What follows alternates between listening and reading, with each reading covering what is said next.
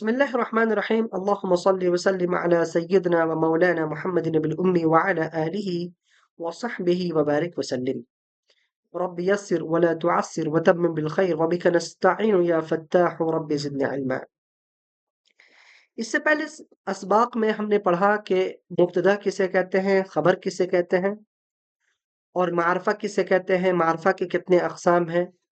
پھر اس کے بعد ہم نے پڑھا کہ اسم اشارہ متعدد ہیں، ان میں سے 4 کا استعمال ہم لوگ سیکھیں گے اور پڑھیں گے. پھر اس کے بعد پڑھا کہ اسم اشارہ حاضی کا استعمال کب ہوگا.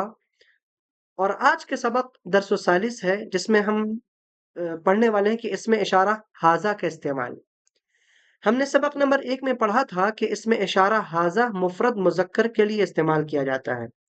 کس کے لیے؟ مفرد مذکر کے لیے.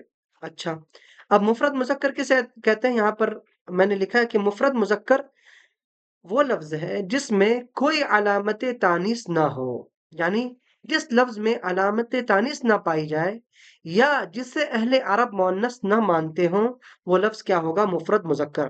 اس سے پہلے ہم نے بتایا تھا اس سے پہلے والے سبق میں کہ علامت تانیث کیا ہوتے ہیں، اور پھر مفرد مؤنث کے سلسلے میں ہم نے بات کی تھی کہ مفرد مؤنث کسے کہتے ہیں. تو مفرد مؤنث جہاں بھی جو بھی لفظ ہوگا وہاں پر حاضی کا استعمال ہوگا، ٹھیک ہے. لیکن حاضہ کا استعمال اس وقت ہوگا جب لفظ کیا ہو؟ مفرد مذکر ہو. اور مفرد مذکر کی کیا تعریف ہوئی؟ کہ جس لفظ میں تانیث کی کوئی علامت نہ پائی جائے. اور تانیث کی علامت ہم نے بتایا تھا کہ الف مقصورہ ہے، الف ممدودہ ہے، اور تاء مدورہ ہے. اور اس لفظ کو بھی مفرد مذکر کہتے ہیں جس لفظ کو جسے اہل عرب مؤنث نہ مانتے ہوں، ٹھیک ہے. یعنی بعض ایسے الفاظ ہیں جس میں تانیث کی علامت تو نہیں پائی جاتی، اس میں الف مقصورہ تو نہیں ہوتا، الف ممدودہ تو نہیں ہوتا اور تاء مدورہ تو نہیں ہوتا، لیکن پھر بھی اسے اہل عرب مؤنث مانتے ہیں، اس وجہ سے وہ لفظ کیا ہے؟ مؤنث ہے.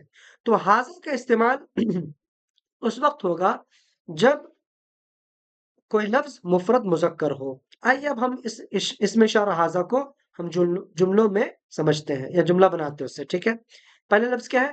ھذا کتاب، ھذا کتاب، یہ کتاب ہے. ھذا کتاب، یہ کتاب ہے. انگلش کیا ہوگی؟ دس از اے بک، دس از اے بک. ھذا قلم، یہ قلم ہے. ھذا قلم، یہ قلم ہے. دس از اے پین، ٹھیک ہے. ھذا ولد، یہ لڑکا ہے. یہ کیا ہے؟ یہ لڑکا ہے. ھذا ولد، اس کی انگلش کیا ہوگی؟ دس از a boy, this is a boy. ھذا طالب، ھذا طالب، یہ طالب علم ہے، یہ اسٹوڈنٹ ہے. دس از اے اسٹوڈنٹ، ٹھیک ہے. اس کے بعد ہے ھذا معلم، کیا ہے؟ ھذا معلم، دس از اے ٹیچر، یہ استاذ ہے. ھذا فصل، ھذا فصل، یہ کلاس روم ہے، یہ درسگاہ ہے. دس از اے کلاس روم. ھذا باب، ھذا باب، یہ دروازہ ہے. دس از اے ڈور. ھذا کرسی، یہ کرسی ہے. ھذا کرسی، یہ کرسی ہے. دس از a chair. ھذا Sajal, ھذا Sajal, this is a register, ٹھیک ہے. ھذا مرسام، سجل کسے کہتے ہیں؟ رجسٹر کو کہتے ہیں. ھذا سجل مطلب کیا ہوا؟ یہ رجسٹر ہے. دس از اے رجسٹر.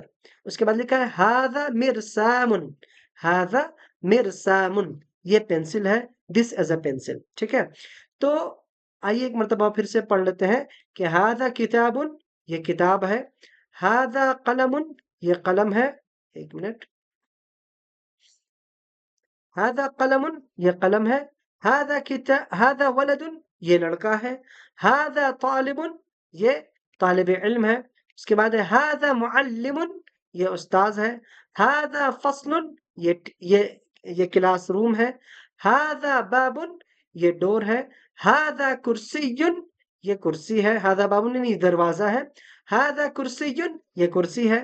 ھذا سجل، یہ رجسٹر ہے. ھذا مرسام، یہ پینسل ہے، ٹھیک ہے. اب اس کے بعد کیا ہے؟ واجب صفی، کلاس ورک. اب اسے آپ کو پڑھنا ہے اقرأ الجمل العربیہ الآتیہ وانقلها الى الانجلیزیہ بالاردیہ.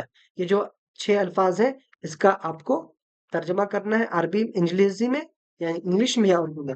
اس کے بعد ہے واجب منزلی، ٹھیک ہے. یہ یہاں پہ انگلش کے الفاظ ہیں اور یا انگلش جملے ہیں اس کو آپ کو عربی میں بنانا ہے ٹھیک ہے